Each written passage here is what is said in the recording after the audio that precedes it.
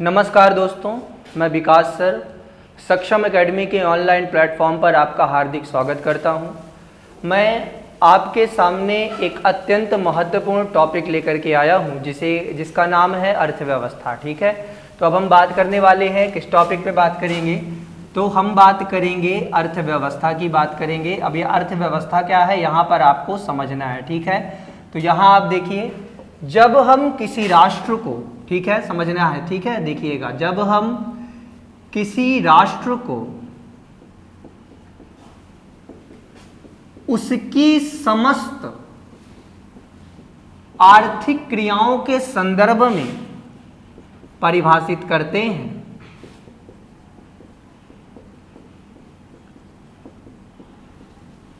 तो उसे हम उस राष्ट्र की अर्थव्यवस्था कहते हैं। देखिए समझिए आप, जब हम किसी राष्ट्र को उसकी समस्त आर्थिक क्रियाओं के संदर्भ में परिभाषित करते हैं तो उसे हम अर्थव्यवस्था कहते हैं। यह आपको पहले समझना है। अब देखिए, राष्ट्र तो कोई भी हो सकता है। राष्ट्र में आप कोई भी राष्ट्र ले सकते हैं। आप ले लीजिए, आप भारत ले सकते हैं, आप यूएसए ले सकते हैं, आप यूके ले सकते हैं। राष्ट्र कोई भी लीजिए, कोई दिक्कत नहीं। पर आपको क्या समझना है, जब हम किसी राष्ट्र को उसकी समस्त आर्थिक क्रियाओं के संदर्भ में परिभाषित करते हैं तो उसे क्या कहते हैं, उसे हम अर्थव्यवस्था कहते हैं। अब आर्थिक क्रियाएं, सबसे पहली बात तो यह है कि बच्चा यहीं पे कंफ्यूज हो जाता है कि ये सर आर्थिक क्रियाएं क्या होंगी।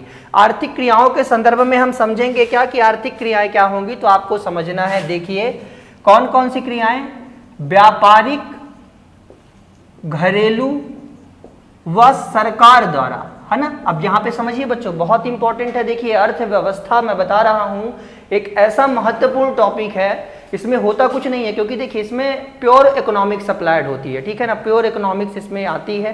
थोड़ा सा दिक्कत होती है, पर अगर एक बार समझ में आ जाए तो फिर कोई समस्या नहीं। तो आपको समझना है। देखिए आर्थिक क्रियाएं क्या हैं, तो आर्थिक क्रियाओं में आप समझेंगे, आर्थिक क्रियाओं में तो व्यापारिक, घरेलू व सरकार द्वारा सीमित संसाधनों का प्रयोग करके, बात समझ में आ रही है, व्यापारिक, घरेलू व सरकार द्वारा सीमित संसाधनों का प्रयोग करके,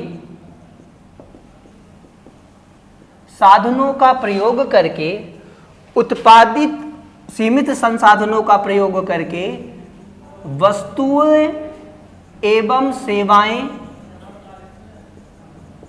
वह वस्तुएं व सेवाएं, ठीक है ना, जिसमें हम इन वस्तुओं और सेवाओं के कौन कौन सी चीजों को पढ़ते हैं, तो तीन चीजों को पढ़ते हैं। आप देखिए, पहला पढ़ते हैं उत्पादन, ठीक है, दूसरा क्या पढ़ते हैं, उपभोग, और तीसरा क्या पढ़ते हैं बच्चों, हम पढ़ते हैं वितरण।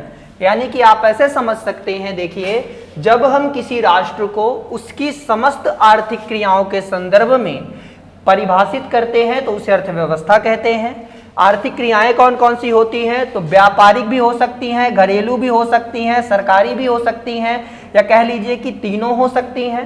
ये तीनों जो आपके आर्थिक क्रियाओं को करने वाले आपके जो लोग हैं, उनमें जो सीमित संसाधनों का प्रयोग करके जो वस्तुओं और सेवाओं का उत्पादन, उपभोग व वितरण करते हैं उसे हम अर्थव्यवस्था में पढ़ते हैं। आ गई बात समझ में। तो अर्थव्यवस्था क्या है, फिर से देख लीजिए, जब हम किसी राष्ट्र को उसकी समस्त आर्थिक क्रियाओं के संदर्भ में परिभाषित करते हैं तो उसे अर्थव्यवस्था कहते हैं।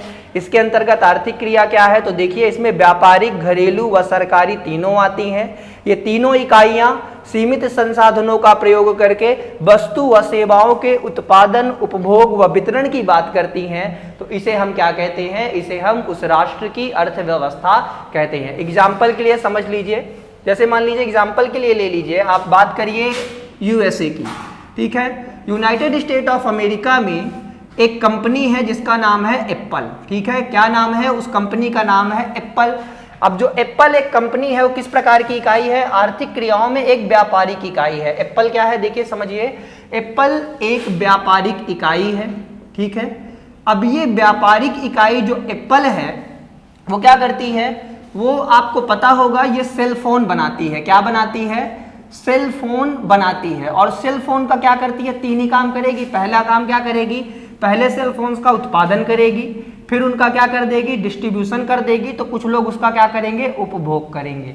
आ गई बात समझ में? तो इस तरीके से आप समझिए, जब हम किसी राष्ट्र को उसकी समस्त आर्थिक क्रियाओं के संदर्भ में परिभाषित करते हैं तो हम क्या कहते हैं? हम उसे उस राष्ट्र की अर्थव्यवस्था कहते हैं। क्या कहते हैं? हम उसे उस राष्ट्र की अर्थव्यवस्था कहते हैं। देखिए, अभी आपने अर्थव्यवस्था को जाना, अब आपको क्या समझना है? तो देखिए, अर्थव्यवस्था में जो आर्थिक क्रियाएं होती हैं, ठीक है ना, आपने देखा कि आर्थिक क्रियाएं किसी भी राष्ट्र में, है ना, जब हम किसी राष्ट्र में उस राष्ट्र की आर्थिक क्रियाओं के संदर्भ में पढ़ते हैं तो हम उसे क्या कहते हैं? जैसे कोई भी राष्ट्र है, जब हम उस राष्ट्र को उस राष्ट्र की आर्थिक क्रियाओं के संदर्भ में परिभाषित करते हैं तो उसे अर्थव्यवस्था कहते हैं। ठीक है, अब आपको यह समझना है कि वो जो आर्थिक क्रियाएं हैं बच्चों, वो दो प्रकार के परिवर्तनों को जन्म देती है। ठीक है ना, अब जो आर्थिक क्रियाएं होती हैं वो दो प्रकार के परिवर्तनों को जन्म देती हैं, और ये परिवर्तन कौन कौन से होते हैं? तो देखिए, इनमें दो परिवर्तन होते हैं, और ये दो परिवर्तन कौन कौन से हैं? तो आप देखिए, एक परिवर्तन होता है जिसे कहते हैं हम आर्थिक समृद्धि। क्या कहते हैं? उसे हम कहते हैं आर्थिक समृद्धि, जबकि जो दूसरा परिवर्तन होता है उसे हम कहते हैं आर्थिक विकास। अब सबसे ज्यादा जो विद्यार्थी होते हैं इन्हीं दो कॉन्सेप्ट्स में फंस जाते हैं। बात समझ में आ रही है? देखिए, सबसे ज्यादा दिक्कत बच्चों को कहाँ पे होती है? तो इन्हीं दोनों कॉन्सेप्ट्स में होती है कि ये आर्थिक समृद्धि क्या है और ये आर्थिक विकास क्या है। क्या ये दोनों एक ही चीजें हैं? और अगर ये दोनों एक चीजें नहीं है, एक दूसरे से अलग है, तो फिर इनमें अंतर क्या है? तो अब आपको समझना है। यहाँ पे देखिए आर्थिक समृद्धि को इंग्लिश में क्या कहते हैं, ये भी समझते चलिए। आर्थिक समृद्धि को इंग्लिश में कहा जाता है इकोनॉमिक ग्रोथ। क्या कहते हैं? आर्थिक समृद्धि को इंग्लिश में हम कहते हैं इकोनॉमिक ग्रोथ, जबकि जो आर्थिक विकास होता है इसे हम क्या कहते हैं? इसे हम बात करते हैं बच्चों इकोनॉमिक डेवलपमेंट की। ठीक है ना, इकोनॉमिक डेवलपमेंट और इकोनॉमिक ग्रोथ क्या होता है यहाँ पे आप समझिए। तो देखिए, जब आर्थिक समृद्धि की बात हम करेंगे और आर्थिक विकास की बात करेंगे तो देखिए, आर्थिक समृद्धि जो होती है ये क्या होती है? ये मात्रात्मक होती है। कैसे होती है? मात्रात्मक होती है। मात्रात्मक का मतलब क्या होता है? देखिए, किसी भी राष्ट्र की जो आर्थिक समृद्धि या जो आर्थिक विकास होता है वो कुछ मात्रात्मक चीजें होती हैं जिनके आधार पर यह पता लगता है कि उस राष्ट्र में आर्थिक विकास या आर्थिक समृद्धि हो रही है या नहीं हो रही है। वो कौन कौन सी चीजें होती हैं? तो देखिए, वो होती हैं जीडीपी होता है आपका, जीएनपी होता है। इन्हीं के आधार पे पता चलता है कि उस राष्ट्र में विकास हो रहा है, समृद्धि हो रही है कि नहीं हो रही है। तो आर्थिक समृद्धि क्या है? आर्थिक समृद्धि मात्रात्मक होती है। मात्रात्मक का मतलब क्या होता है? जब भी किसी राष्ट्र में जो आर्थिक क्रियाएं हो रही हैं, अगर उन आर्थिक क्रियाओं के होने की वजह से, बात समझ में आ रही है ना, उन आर्थिक क्रियाओं के होने की वजह से अगर उस देश के जीडीपी या जीएनपी में वृद्धि होती है, ठीक है ना, यानी जीडीपी या जीएनपी में होने वाले परिवर्तन को हम क्या कहते हैं? हम कहते हैं आर्थिक समृद्धि। तो आर्थिक समृद्धि क्या है? आप देखिए, इसे इंग्लिश में कहते हैं इकोनॉमिक ग्रोथ। ये केवल मात्रात्मक चीजों को दिखाता है। बात समझ में आ रही है ना? केवल मात्रात्मक यानी क्वांटिटेटिव की बात करता है। और किसकी बात करता है? जीडीपी की बात करता है, जीएनपी की बात करता है। अगर किसी राष्ट्र की जीडीपी बढ़ रही है या जीएनपी बढ़ रही है तो हम कहेंगे भैया वो देश ग्रोथ कर रहा है। बात समझ में आ रही है ना? उस देश में इकोनॉमिक ग्रोथ है। लेकिन आर्थिक विकास क्या है? आप यही समझिए, क्योंकि यही महत्वपूर्ण है, क्योंकि आज पूरी दुनिया आर्थिक विकास के पीछे भाग रही है। कोई भी देश ग्रोथ नहीं चाहता। बात समझ में आ रही है? कोई भी देश आर्थिक समृद्धि नहीं चाहता। दुनिया का हर देश क्या चाहता है?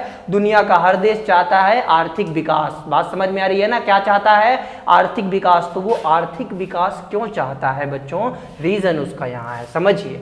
जो आर्थिक विकास होता है वो मात्रात्मक तो होता ही है, मात्रात्मक के साथ साथ गुणात्मक भी होता है। क्या होता है? मात्रात्मक तो होता ही है और मात्रात्मक के साथ साथ ये क्या होता है? गुणात्मक भी होता है। अब मात्रात्मक का मतलब तो आपने समझ लिया कि भैया जीडीपी जीएनपी बढ़ेगा तो ठीक है, आर्थिक विकास भी माना जाएगा, लेकिन ये मात्रात्मक के साथ साथ गुणात्मक भी है।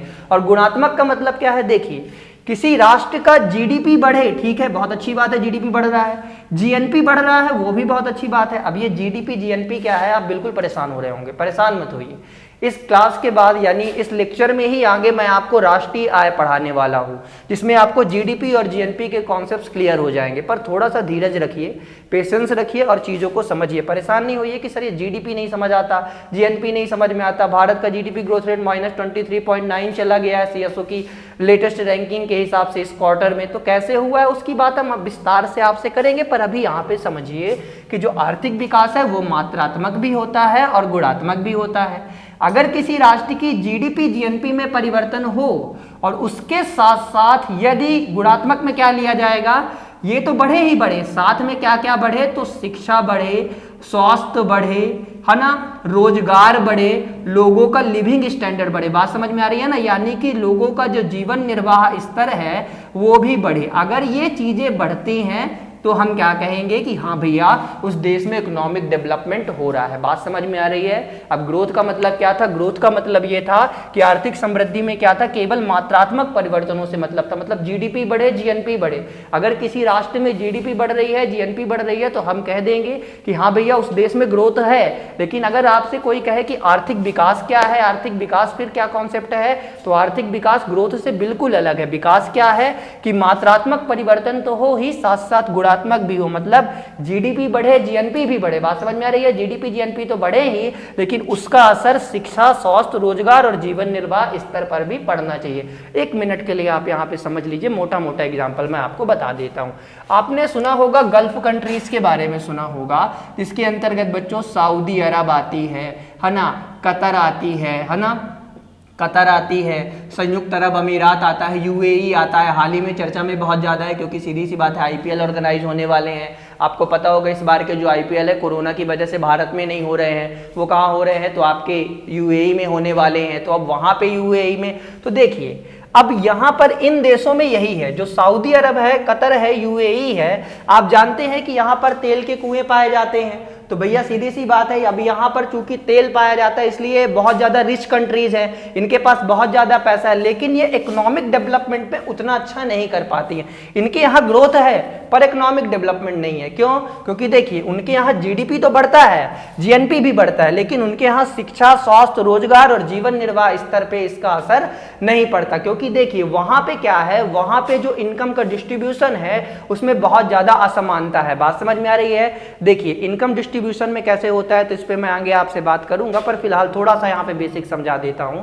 देखिए दो चीजों में अंतर होता है। जैसे मान लीजिए एक व्यक्ति जो अमीर है वो अमीर ही बनता चला जाए और गरीब गरीब ही होता चला जाए, तो दोनों के बीच में गैप बढ़ रहा है ना। जब दोनों के बीच में गैप बढ़ रहा है तो फिर ये विकास नहीं कहा जाएगा। इसके अलावा भी है, आप देखते हैं कि ये जो गल्फ कंट्रीज है यहाँ पे महिलाओं को अधिकार नहीं दिए जाते हैं। तो इसमें आप देखिए सीधे सीधी बात है, यहाँ जीवन निर्वाह स्तर का मतलब ये नहीं है कि गल्फ कंट्रीज में एक शेख है और उसकी बहुत लेविश लाइफ है, वो बहुत विलासितापूर्ण जीवन जीते, नहीं, उससे नहीं इसका मतलब है। इसका मतलब किससे है? पूरे लोगों से। बात समझ में आ रही है ना। उस राष्ट्र के सभी लोगों का जीवन निर्वाह स्तर, रोजगार, शिक्षा, स्वास्थ्य और उसके साथ जीडीपी और जीएनपी में होने वाले परिवर्तन को जब हम लेते हैं तो इसे हम क्या कहते हैं? आर्थिक विकास कहते हैं। और इसे क्या कहते हैं बच्चों? आर्थिक समृद्धि। तो आर्थिक समृद्धि मात्रात्मक होती है, जबकि जो आर्थिक विकास होता है वो मात्रात्मक के साथ साथ गुणात्मक भी होता है। आ गई बात समझ में? तो आप इस चीज को समझिए कि ये क्या है, ठीक है ना। अब इसके आगे अब हम बात करेंगे राष्ट्रीय आय की, ठीक है ना। तो राष्ट्रीय आय पे बात करते हैं।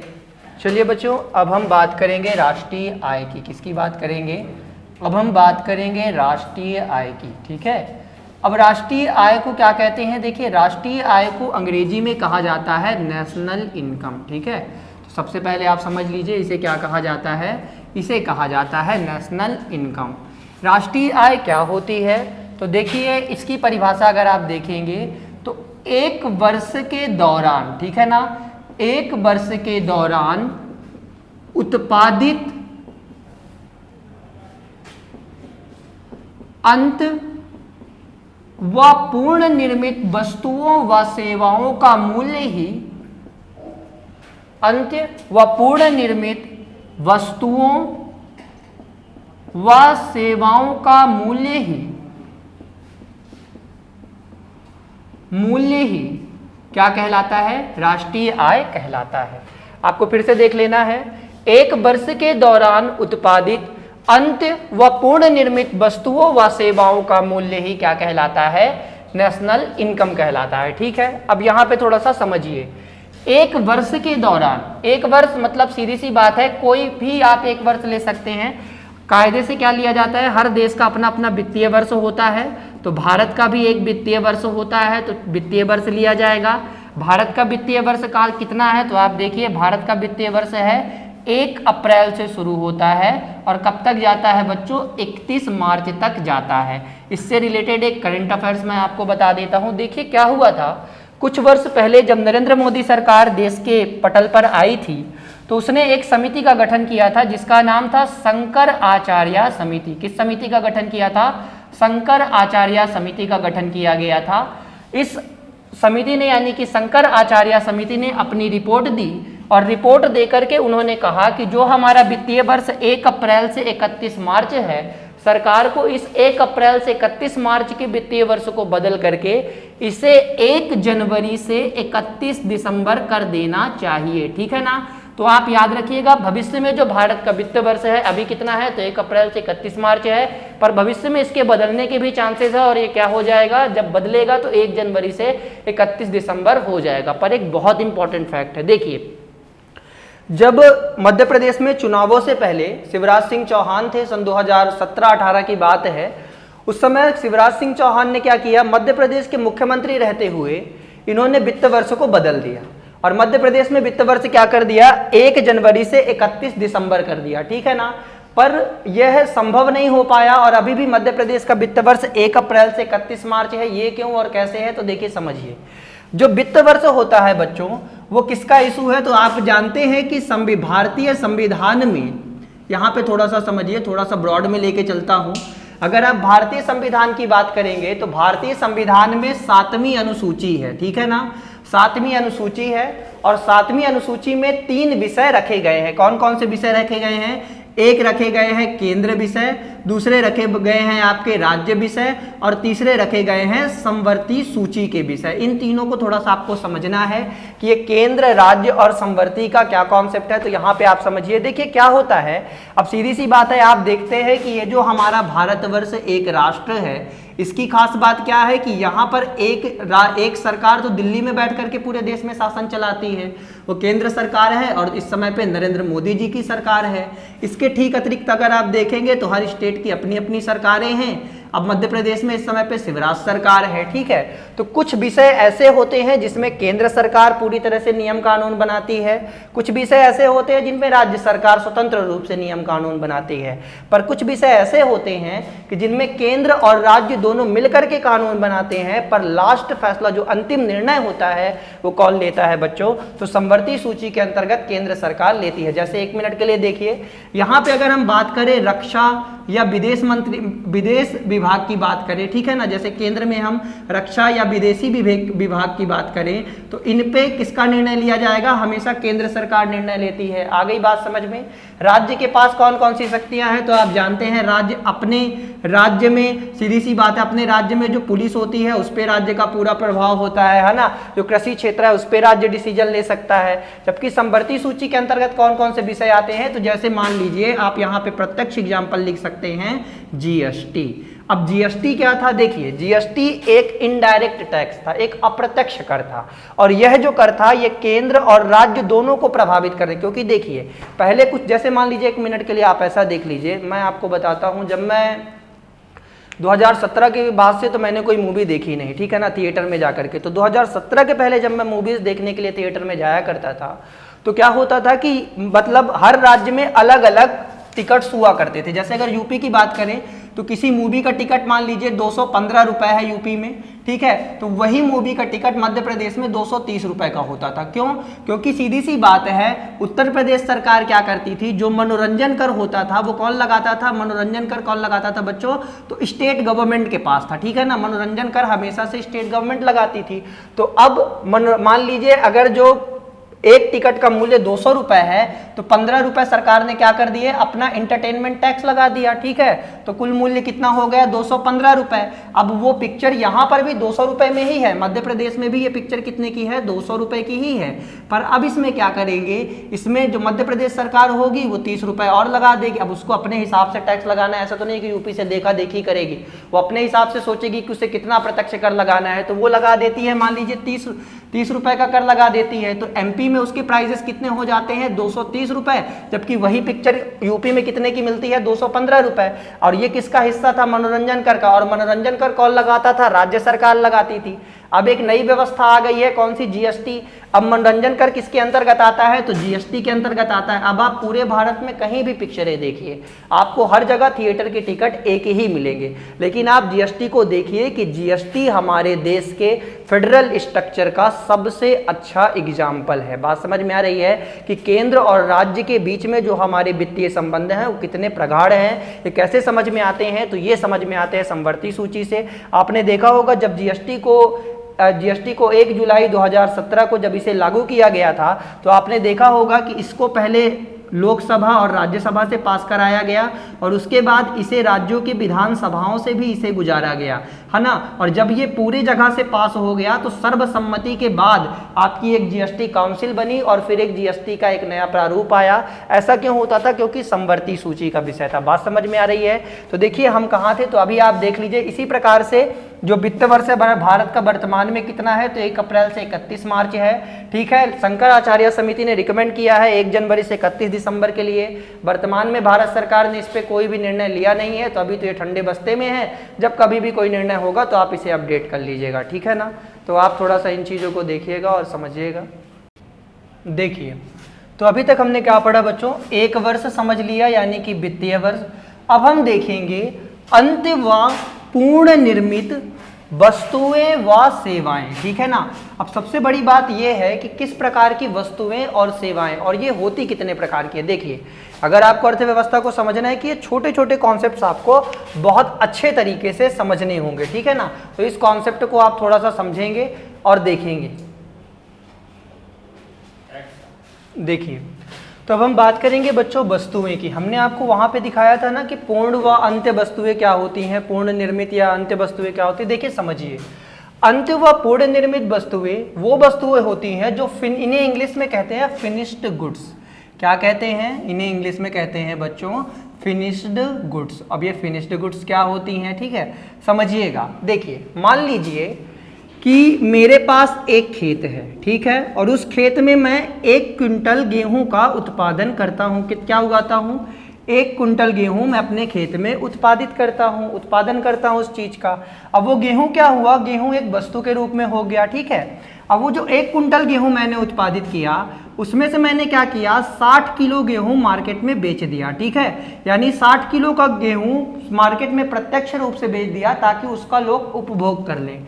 जबकि जो बचा हुआ 40 किलो गेहूं था उसका मैंने क्या किया, उसको मैंने एक फैक्ट्री को बेच दिया और वो फैक्ट्री अब क्या करेगी, इस गेहूं का प्रयोग करके वो क्या बनाएगी, ब्रेड बनाएगी। क्या बनाएगी, ब्रेड बनाएगी। बात समझ में आ रही है। देखिए मेरे पास एक खेत था, मैंने 1 क्विंटल गेहूं का उत्पादन किया, उसमें से 60 किलो गेहूं का मैंने उपभोग कर लिया या मान लिया कि बाजार में बेच दिया उपभोग के लिए, ठीक है। जबकि 40 किलो को मैंने क्या किया, उसको एक ऐसी फैक्ट्री को बेचा जो फैक्ट्री क्या करेगी, उस गेहूं का प्रयोग करेगी ब्रेड बनाने के लिए, यानी वो क्या बनाएगी, वो ब्रेड बनाएगी। तो अब देखिए जो मार्केट में फिनिश्ड गुड्स वह गुड्स होती हैं जो पूर्ण निर्मित वस्तुएं कहलाती हैं। मतलब फुल्ली अगर कहा जाए तो पूर्ण निर्मित वस्तु। जैसे मान लीजिए अभी यहाँ पर देखिए, यहाँ पर हमने गेहूं को लिया तो गेहूं तो प्रत्यक्ष रूप से लोगों के उपभोग करने के लिए चला गया ना, वो आटा बना करके इसे खाना शुरू कर देंगे, समझ रहे हैं। जबकि यहाँ पे क्या किया, यहाँ पे फैक्ट्री ने गेहूं खरीदा माध्यमिक वस्तु के रूप में। क्या से खरीदा, माध्यमिक वस्तु। क्योंकि देखिए यहाँ पे जो 40 किलो गेहूं हमने बेचा ये क्या कहलाएगा, ये कहलाएगा आपका कच्चा माल या रॉ मटेरियल। क्या कहलाएगा बच्चों, कच्चा माल कहलाएगा या रॉ मटेरियल। और माध्यमिक वस्तुएं क्या होती हैं, जो उत्पादन में सहायक होती हैं। क्या होती हैं, वह वस्तुएं जो उत्पादन में सहायक होती हैं, है ना, विशेष रूप से किस रूप में काम आती हैं, कच्चे माल के रूप में आती हैं, उन्हें हम क्या कहते हैं, उन्हें हम कहते हैं बच्चों माध्यमिक वस्तुएं। तो माध्यमिक वस्तु के रूप में कैसा था, गेहूं यहाँ पे माध्यमिक वस्तु के रूप में था, जबकि यहाँ पर गेहूं कैसा था, उपभोग के रूप में था। तो जब हम वस्तुएं और सेवाओं के अंतर्गत पढ़ेंगे तो गेहूं जो पूर्ण रूप से मतलब डायरेक्ट कंजम्पशन के लिए यानी कि डायरेक्ट यानी प्रत्यक्ष रूप से उपभोग के लिए चला गया, उसे हम अंततः पूर्ण निर्मित वस्तु मान लेंगे। जबकि जो बचा हुआ 40 किलो जो फैक्ट्री को हमने बेचा, हम उसे क्या मानेंगे, तो हम उसे यह मान लेंगे कि ये जो 40 किलो गेहूं गया ये माध्यमिक वस्तु के रूप में आएगा, क्योंकि जो इसकी फिनिश्ड गुड्स या पूर्ण निर्मित वस्तु होगी वो क्या होगी, वो होगी मार्केट में ब्रेड। आ गई बात समझ में। तो याद रखिएगा, जब भी कभी भी राष्ट्रीय आय की गणना की जाती है तो अंत व पूर्ण निर्मित वस्तुएं ली जाती है, माध्यमिक वस्तुएं नहीं ली जाती। बात समझ में आ रही है। जैसे अगर आप समझेंगे तो यहाँ पे देखिए, हमने एक खेत से गेहूं उगाया, गेहूं 60 किलो मार्केट में बेच दिया, 40 किलो हमने फैक्ट्री को बेचा। तो फैक्ट्री को जो हमने गेहूं बेचा वो जीडीपी में कैलकुलेट नहीं होगा, क्योंकि जब इससे बन करके ब्रेड आएगी तो वो कैलकुलेट होगी। आ गई बात समझ में। ब्रेड फाइनली यानी कि याद रखिएगा, जो फाइनल गुड्स होती हैं, जो फाइनल गुड्स होती हैं प्रोडक्शन में, उनका इस्तेमाल हम करते हैं। ठीक है, तो ये आपका एक कॉन्सेप्ट आपके समझ में आ गया। अब आइए इसके बाद दूसरे को समझते हैं फिर से। अब इसके आगे पढ़ते हैं और उसे फिर से समझने का प्रयास करते हैं। तो देखिए, ये तो आपके समझ में आ गई। अब देखिए, जो वस्तुएं होती हैं वो दो प्रकार की होती हैं। एक होती है उपभोग के लिए वस्तुएं और एक होती है पूंजीगत वस्तुएं। पूंजीगत वस्तुओं में मैंने वही बताया ना कि एक तो आपका कच्चा माल हो गया, दूसरा क्या है, जैसे मान लीजिए आपने मशीन, किसी फैक्ट्री में कोई मशीन लगी हुई है ना। अब मान लीजिए, एक मिनट के लिए सोच के देखिए, मैं एक फैक्ट्री का मालिक हूँ, ठीक है, मैंने एक बहुत बड़ी फैक्ट्री लगानी है। मैंने वो फैक्ट्री कब लगाई, अभी इस साल 2020 में मैं एक फैक्ट्री लगा रहा हूँ। ठीक है, ये फैक्ट्री 2020 में लग गई।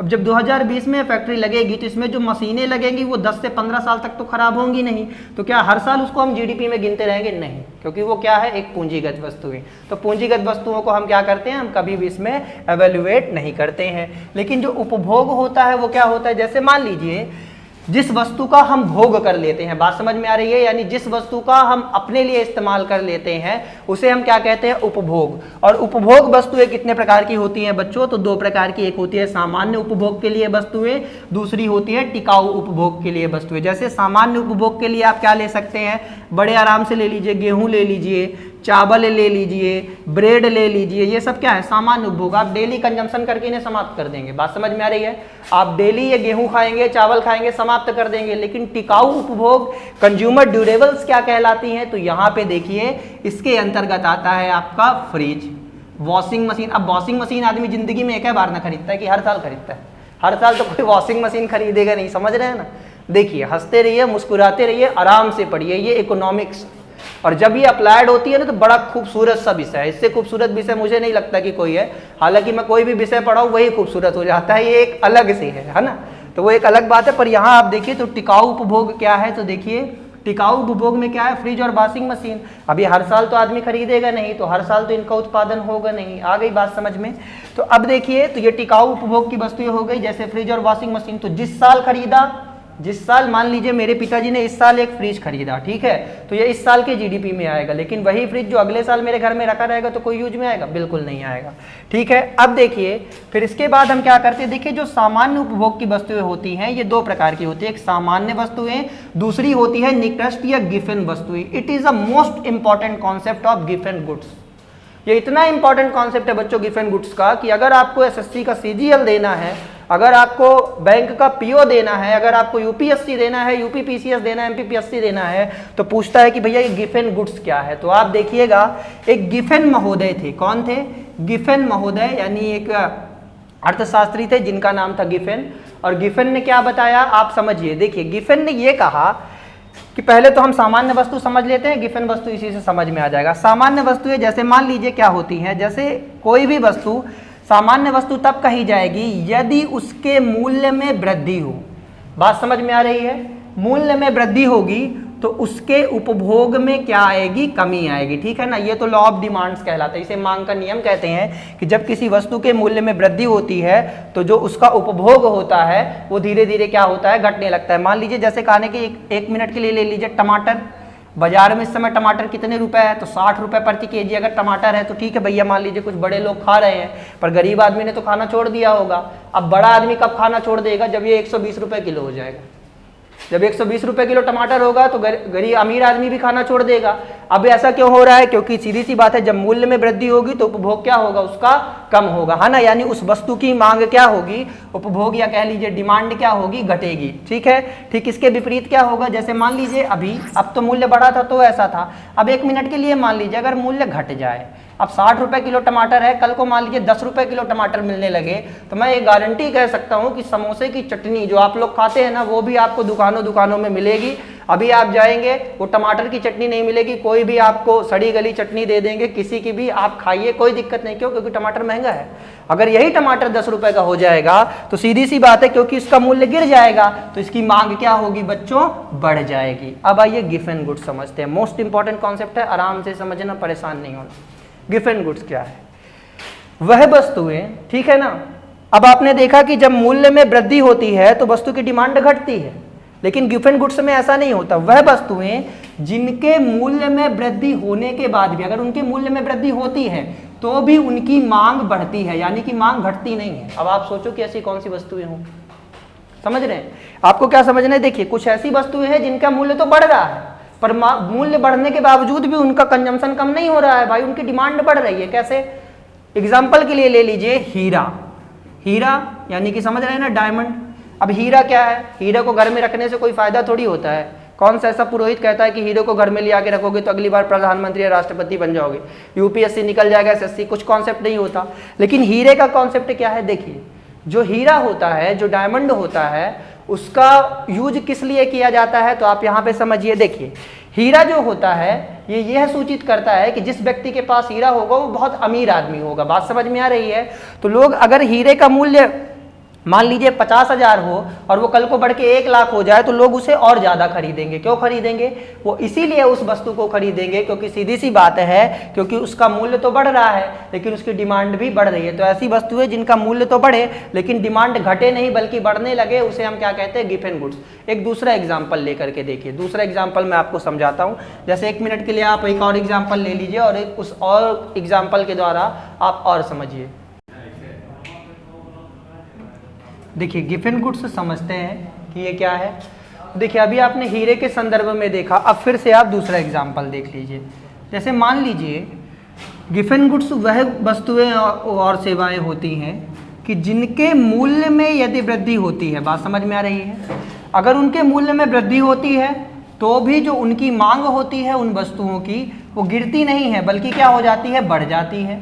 ठीक है, और आप ऐसा भी कह सकते हैं कि अगर उस किसी वस्तु का मूल्य गिरता है, ठीक है ना, तो भी उसकी मांग नहीं बढ़ती है बल्कि उसकी मांग भी गिर जाती है। तो ये कैसे होगा, देखिए ऐसा समझिए। जैसे मान लीजिए आप 1 मिनट के लिए ऐसे समझते हैं, आप कोई अच्छी सी चॉकलेट खाते हैं, ठीक है, 1 मिनट के लिए ले लीजिए कि आप डेयरी मिल्क की चॉकलेट खाते हैं। ठीक है, अभी क्या है, डेयरी मिल्क थोड़ी सी महंगी भी होती है और उसका टेस्ट भी बहुत अच्छा होता है, तो लोगों को अच्छा लगता है कि भाई ठीक है, बहुत अच्छी चॉकलेट है तो ठीक है 40 रुपए में दे दूंगा और बढ़िया से डेयरी मिल्क खा लूंगा।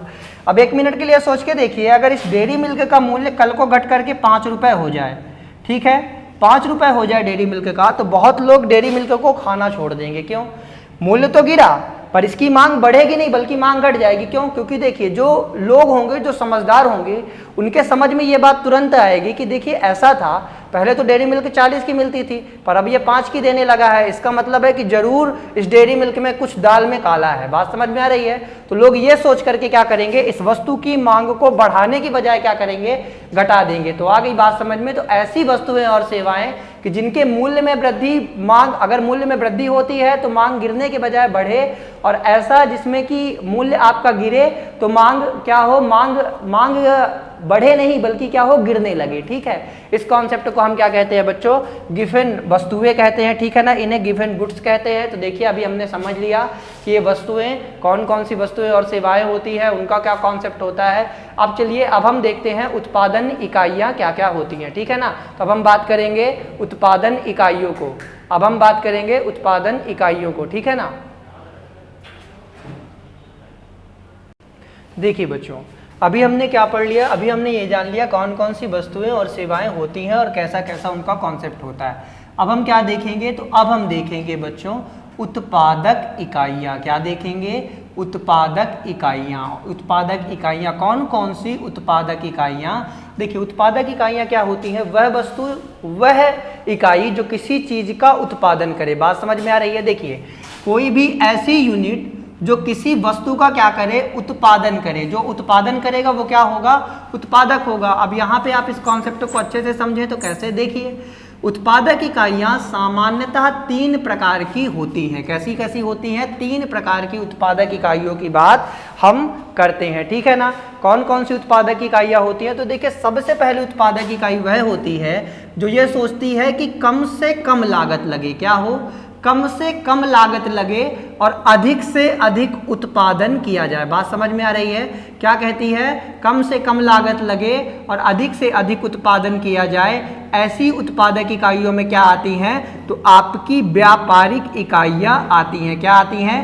व्यापारिक इकाइयाँ आती हैं, जिनके अंतर्गत कोई भी फैक्ट्री हो सकती है ना, या कोई भी कंपनी। देखिए कंपनी को बोला जाता है फर्म, ठीक है, तो कोई भी फर्म हो सकती है। तो आ गई बात समझ में। तो पहले प्रकार की उत्पादक इकाइयों में क्या है? जो कम से कम लागत से अधिक उत्पादन करे, वो व्यापारिक इकाइयाँ, फैक्ट्री या फर्म आपका क्या कहलाता है? पहले प्रकार की इकाइयाँ हैं जो जीडीपी के उत्पादन में सहयोग करती हैं।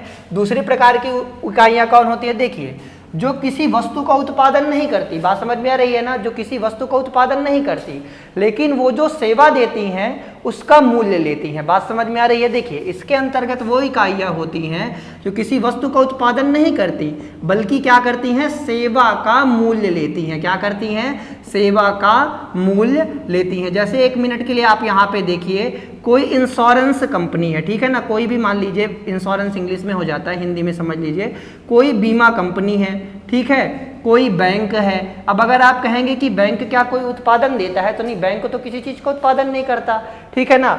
बीमा कंपनी भी किसी चीज का उत्पादन नहीं करती, तो फिर ये करती क्या है? तो देखिए जो बीमा कंपनी है और जो बैंक है, ये हमें क्या देती है? ये हमें एक सेवा देती है। क्या देती हैं? सेवा देती हैं, और उस सेवा के बदले वो मूल्य ले लेती हैं। आ गई बात समझ में। तो पहली उत्पादक इकाइयाँ क्या थी?